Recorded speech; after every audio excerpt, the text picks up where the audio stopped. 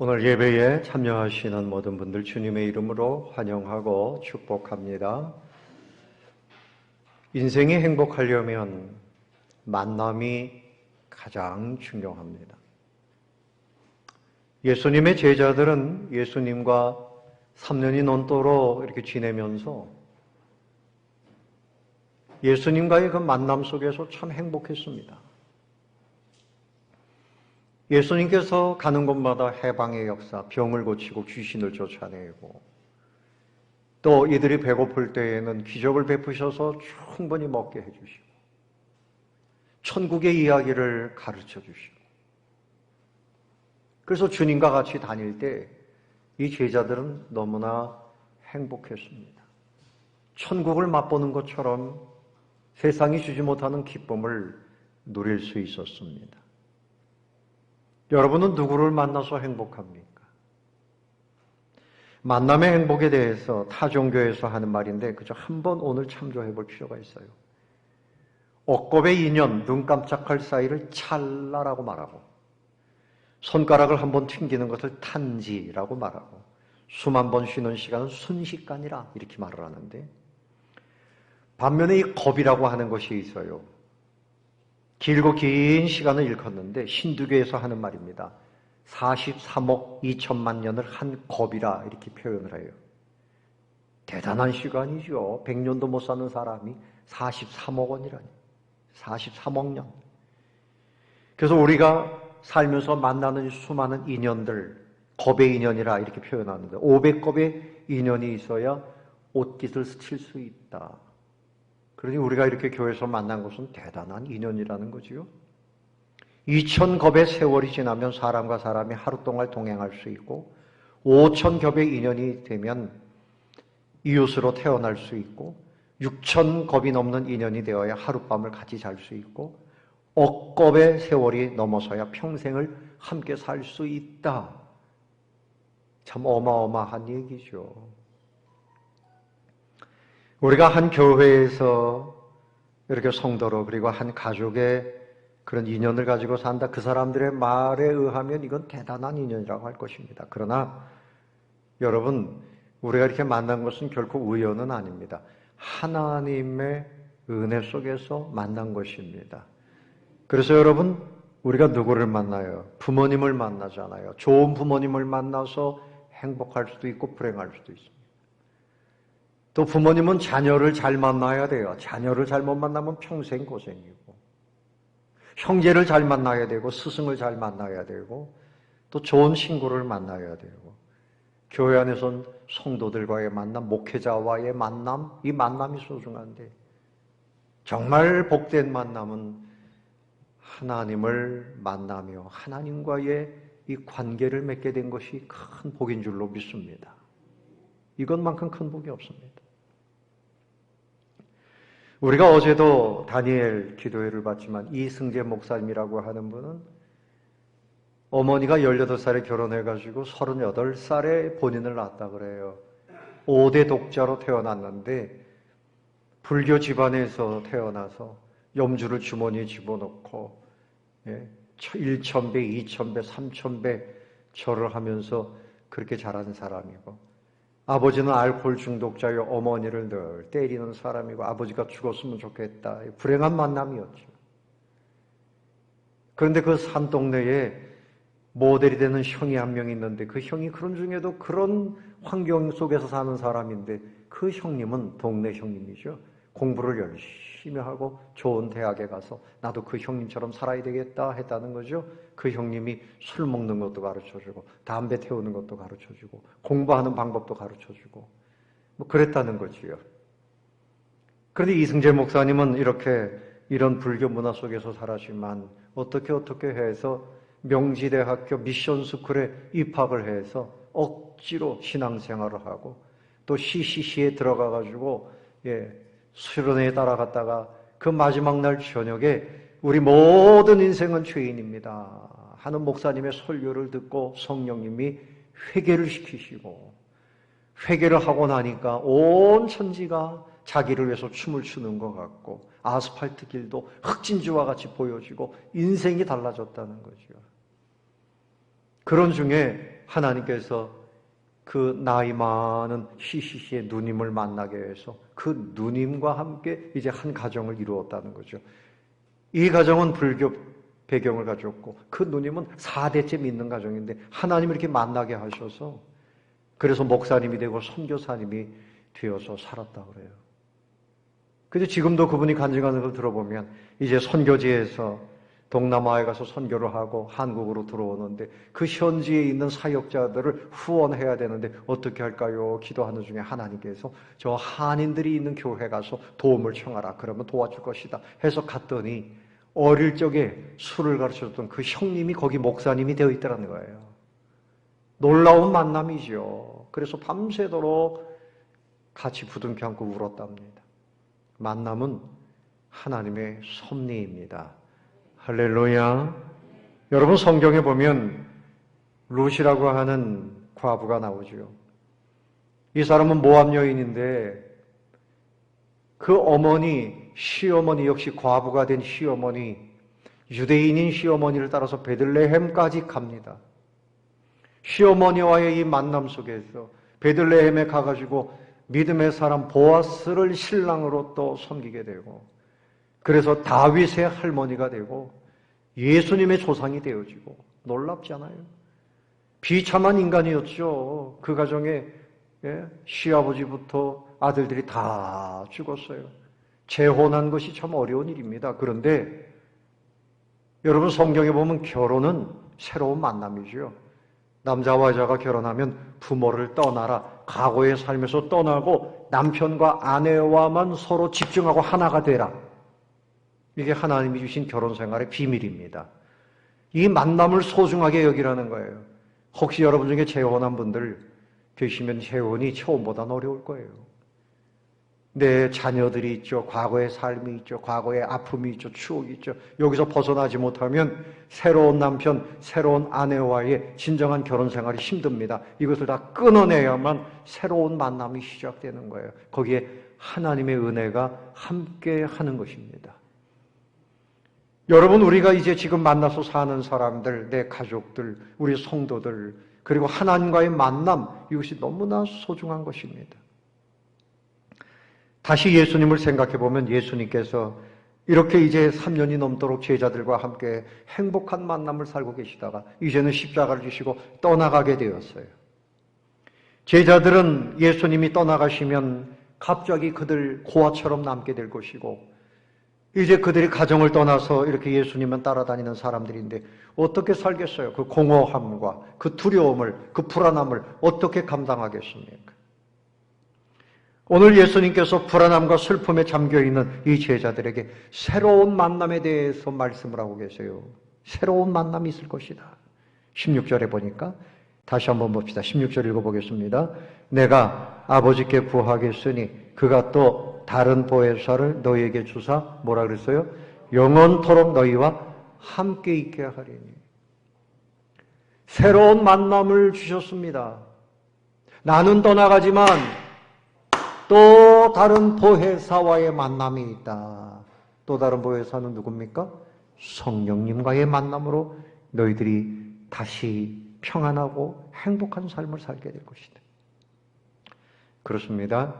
성령님은 우리와의 영원한 만남을 위해서 오신 분입니다. 성령님은 또 다른 보혜사입니다. 성령님은 누굽니까? 천지를 창조하실 때 성부, 성자, 성령님 함께 천지를 창조하신 능력이 많으신 하나님이십니다. 예수님이 성령으로 잉태되신 분이에요. 예수님이 이 땅에서 일하실 때 성령님이 늘 함께 하시면서 예수님 외롭지 않게 그 모든 일을 감당케 하셨습니다. 그러므로 성령님은 하나님의 영이요 그리스도의 영이라 이렇게도 부르는데 이 성령님, 천지를 창조하신 그 성령님이 우리와 함께 영원히 계시기 위해서 우리와 만나기 위해서 이 땅에 그렇게 오신 겁니다. 그래서 예수님께서 내가 기도하겠다. 또 다른 성령님, 또 다른 보혜사를 보내주시기를 위해서 기도할 것이다. 제자들에게 그렇게 말씀을 하고 있습니다. 그래서 또 다른 보혜사 그랬는데요. 보혜사라는 말은 보호할 보자에다가 은혜 해자에다가 스승사자를 씁니다. 헬라어로는 파라클레토스, 우리 곁에 계신 분, 우리 보혜사 성령님은 변호자요, 위로자요, 중재자요, 상담자요, 이런 뜻이 있어요. 그래서 성령님은 우리에게 가장 좋은 분입니다. 우리 인생에 가장 좋은 스승이 되십니다. 우리를 항상 위로해 주시고 기쁨을 주시고 필요한 지혜를 주시고, 그래서 사업을 하든지 또 주님을 섬기든지 성령님이 우리 가운데서 역사해 주시는 거예요. 하나님 나라의 그 귀한 은혜를 공급해 주시는 분이 바로 성령님이십니다. 그런데 또 다른 보혜사 그랬으니까 첫 번째 보혜사는 누굴까요? 예수 그리스도입니다. 예수님이 이 땅에서 제자들과 함께 하시면서 그들을 보호해 주시고 또 공급해 주시고 가르쳐 주시고 늘 함께 해 주셨죠. 그래서 그들이 풍랑 가운데서 쩔쩔매고 있을 때 주님이 바다 위를 걸어오셨잖아요. 그리고 풍랑을 잔잔케 하시고 소원의 항구로 갈 수 있도록 해주시고 늘 보호해 주시고 이들을 품어주신 분이 바로 우리 주님이셨습니다. 근데 또 다른 보혜사, 그분은 바로 성령님이에요. 그래서 예수님을 꼭 만나야 되지만 성령님은 우리 가운데 오십니다. 성령님은 어디에 오신다고요? 우리의 심령, 우리의 영혼, 인격 가운데 오십니다.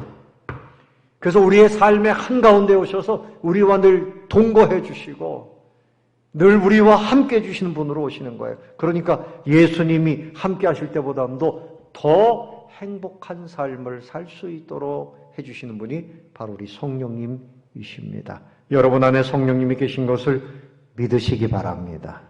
성령님이 우리에게 오셨어요. 과연 예수님 말씀하신 대로 너희들이 예루살렘을 떠나기 전에 내가 약속한 것을 기다리고 기도하라. 성령의 은혜를 받으면 너희들이 권능을 받고 이렇게 전도하게 될 것이다 말씀하셨는데 그들이 전심으로 기도했습니다. 열흘 동안 열심히 기도했는데 오순절에 사도행전 2장에 보니까 바람같이 불의 혀같이 그 모든 성도들 기도하는 사람들에게 성령님이 강림하셨습니다. 그리고 성령님이 그때 오시고 예수 믿는 사람들에게 계속해서 오십니다. 여러분들이 성령님을 가운데 모신 증거가 있어요. 그것은 예수님을 믿는 믿음입니다. 성령님이 내 안에 계시기 때문에 그리스도가 예수로 믿어지는 것입니다. 그래서 성령님은 우리 가운데 언제 계시는가 하면 오늘 16절에 보니까 영원토록 너희와 함께 일시적으로 계시다가 떠나가면 여러분 성령님이 우리 가운데 계시다 떠나가면 어떻게 될까요? 여기 환한 등불이 갑자기 다 꺼지는 거와 마찬가지예요. 깜깜해집니다. 지혜가 사라지고 믿음이 사라지고 소망이 사라지고 슬픔이 가득해지고 원망이 생기고 방황하게 됩니다. 성령님이 우리 가운데서 떠나가시면 짐승만도 못한 사나운 자의 삶을 살게 됩니다. 성령님이 우리 가운데 오셔서 영원토록 천국에서까지도 함께 해주시는 것 놀라운 은혜인 줄로 믿으시기 바랍니다.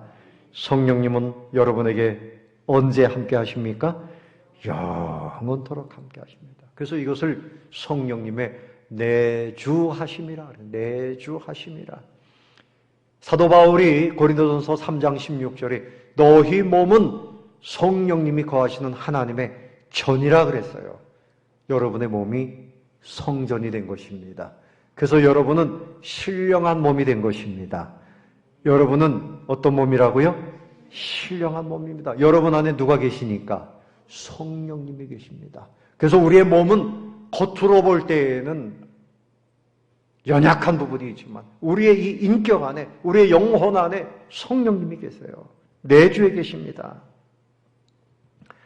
자, 성령님을 또 뭐라 그랬습니까? 17절에 보니까 읽어봅시다. 그는 무슨 영?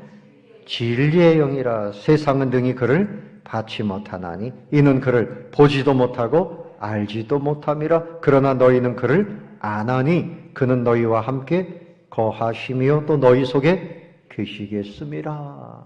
자, 성령님은 무슨 영이라고요? 진리의 영입니다. 할렐루야.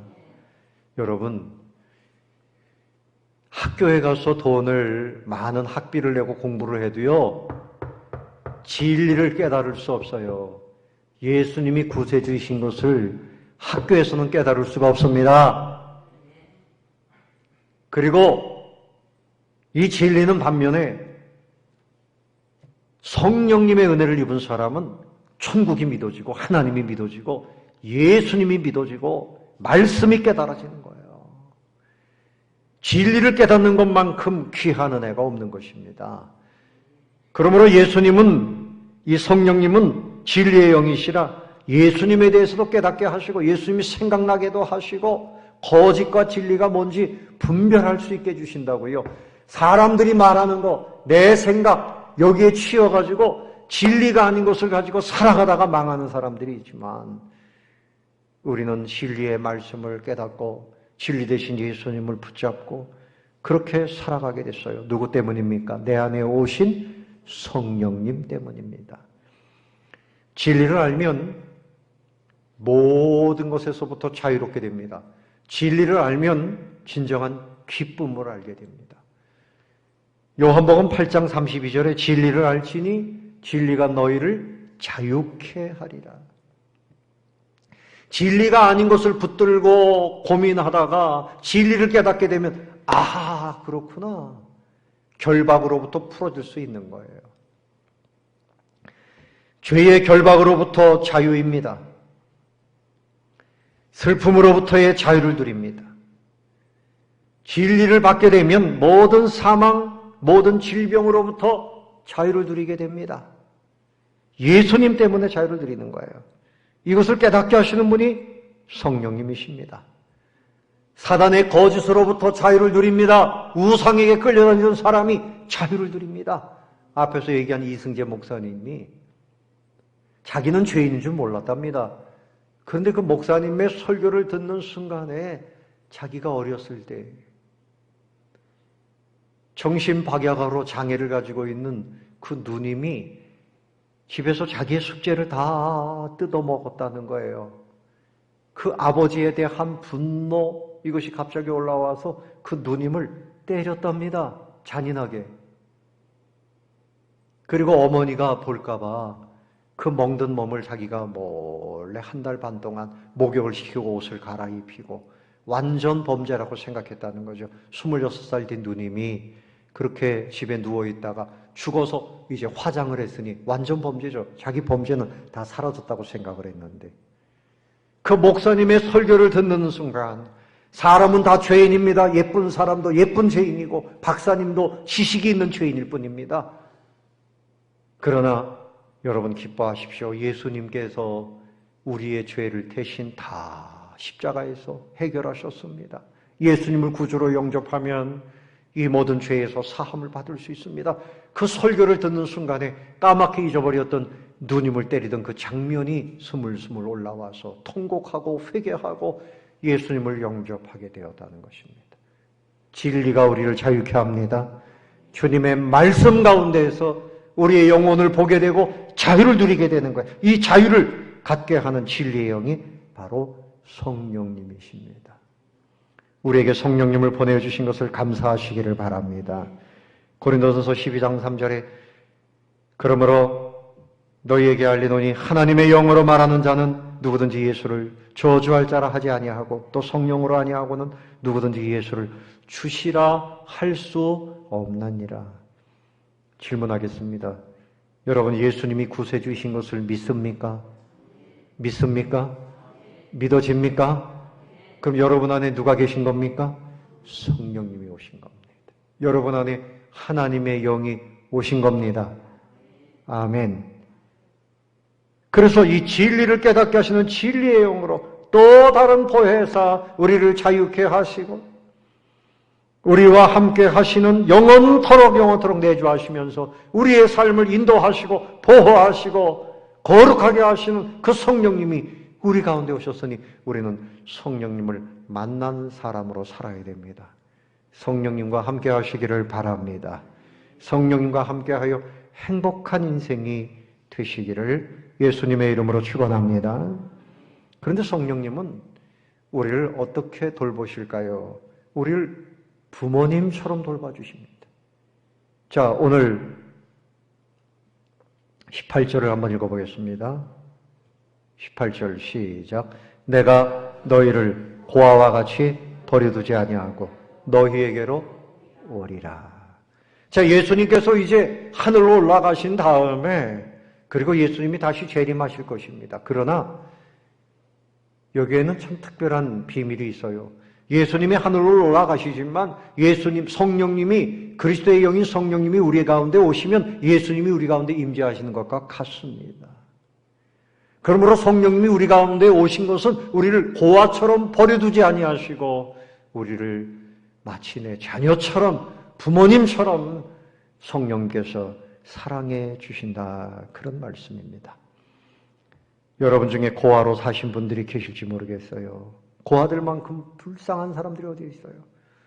부모님의 그 사랑을 입지 못하고 다른 아이들은 잘 먹고 뛰어놀 때 굶고 헐벗고 제대로 공부할 기회를 갖지 못하고 멸시받고 그렇게 사는 고아들의 슬픔을 여러분 짐작해 볼 수 있습니다. 그래서 부모님이 계시면 그 부모님이 자녀들을 얼마나 애지중지 사랑합니까? 근데 우리 인생들 성령님 없이 주님의 은혜 없이 사는 사람들은요 마치 고아처럼 참 처량하고 고독하고 그렇게 사는 인생입니다. 슬픔이 가득하고요. 예, 그렇게 사는 거예요.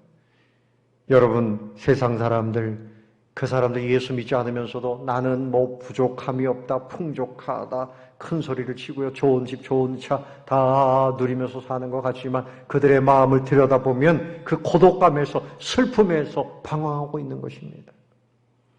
우리 인생들은 다 공허함 속에 있어요. 요즘에 젊은 사람들이나 노인이나 보면요. 전철을 타보세요. 전부 핸드폰 놓지 않아요. 이 핸드폰을 들여다보지 않으면 뭔가 공허한 겁니다. 길을 가는 젊은이들 뭘 이렇게 열심히 하는지 쳐다보고 갑니다. 이 교통사고가 나는 원인 중에 또 하나라 그래요. 커피숍에 가도요, 뭘 전부 들여다보고 있습니다. 그 공허함을 채울 수가 없는 거예요. 그것뿐입니까? 알코올, 어떤 쾌락이나 뭔가에 빠져가지고 방황하는 사람들, 성령의 은혜가 들어올 때 그 빈 마음에 충만함이 생깁니다. 충만한 은혜가 주어집니다. 할렐루야. 성령님을 만나야 돼요. 성령님을 만나야 돼요. 주님께서 우리에게 말씀하십니다. 너희는 고아가 아니다. 제자들에게 내가 너희들을 고아처럼 버려두지 않겠다. 또 다른 보혜사가 와서 너희와 함께 할 것이다. 부인이 아무리 잘해줘도요. 배반할 수도 있어요. 남편이 암만 잘해줘도요. 때가 되면 다 떠나갑니다. 사람들은 때가 되면 다 떠나가는 거예요. 누구를 의지하겠습니까? 하나님의 은혜가 가장 큰 것입니다. 성령님이 우리 가운데 오신 것을 누리시기를 바랍니다. 성령님의 은혜 속에 살아야 돼요. 그래서 찬송할 때 기쁘고 기도할 때 기쁘고 말씀 볼 때 기쁘고 성령님의 은혜 가운데서 부족함이 없는 삶을 살 수 있는 거예요. 성령님을 모시고 사는 사람들은 영혼의 빈 곳을 가득 채워서 뭐 재물이 좀 부족해 해도 그 심령에 넘치는 기쁨이 있는 거예요. 여러분 목사님들은 대부분 가난해요. 근데 가난한 목사님들과 결혼한 사모님들이 돈에 매여가지고 돈 그러면 목사들은 비참해지는 겁니다. 하나님께서 앞에서도 말씀드렸지만 룻이 보아스를 만나서 그의 가문에서 예수님이 탄생하게 됩니다. 이런 영광을 기뻐하고 감사하며 살아야 돼요.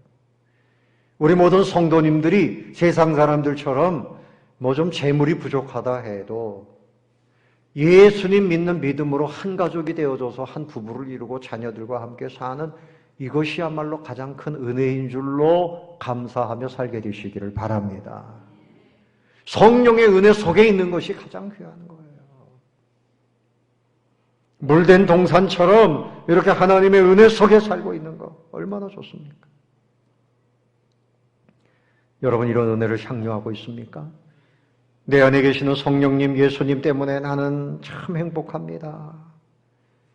나는 외롭지 않습니다. 아니면 고아처럼 두려워하고 슬퍼하고 이렇게 살면 안 되는 거죠. 오늘 새벽에도 제가 그런 말씀을 드렸어요. 암몬 자손들이 하나님을 섬겨야 할 사람들이 몰래 우상을 섬기고 그 탐심 때문에 자식을 제물로 드리면서 이런 못된 짓을 하면서도 누가 우리를 대적하겠느냐? 이런 소리를 합니다. 하나님께서 사방에서 두려움이 올 것이다. 하나님의 권위 앞에 도전해가지고는 큰일 나는 거예요. 하나님의 권위를 세워야 되는 거예요. 하나님의 권위 앞에 순종하고 하나님의 그 은혜를 사모하고 살아야 되고요. 교회에도 하나님의 권위가 인정돼야 돼요. 목사님의 권위, 장로님의 권위. 그것이 하나님의 권위의 그림자거든요. 가정에서는 누구의 권위? 아버지의 권위를 세워야 돼요.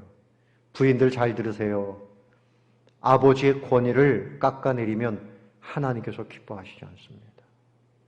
아무리 어려워도 남편 주머니에 용돈이 항상 있도록 돌봐야 되고 남편의 자존심을 살려주고 자녀들에게도 아버지를 높여야 돼요. 부인이 남편을 막 깔아뭉기고 남편을 외롭게 만들고 이러면 하나님께서 기뻐하시지 않아요. 아버지의 권위, 남편의 권위, 이것은 하나님이 세우신 권위예요. 그래서 이렇게 질서 있는 만남 속에서 하나님의 은혜가 가정과 교회에 넘쳐나게 되는 것입니다. 성령님의 은혜 속에서 여러분 복을 누리며 살게 되시기를 바랍니다. 로마서 8장 35절 이하에 보면 사도 바울이 누가 우리를 그리스도의 사랑에서 끊으리요? 환난이나 곤고나 핍박이나 기근이나 적신이나 위험이나 칼이랴. 그러나 이 모든 일에 우리를 사랑하시는 이로 말미암아 우리가 넉넉히 이기느니라. 그는 감옥에 있으면서도 큰 소리치고 있습니다. 세상 사람들은 실패한 인생이라고 손가락질을 하지만 바울은 나는 이기고 있다. 하나님의 은혜 속에 있다.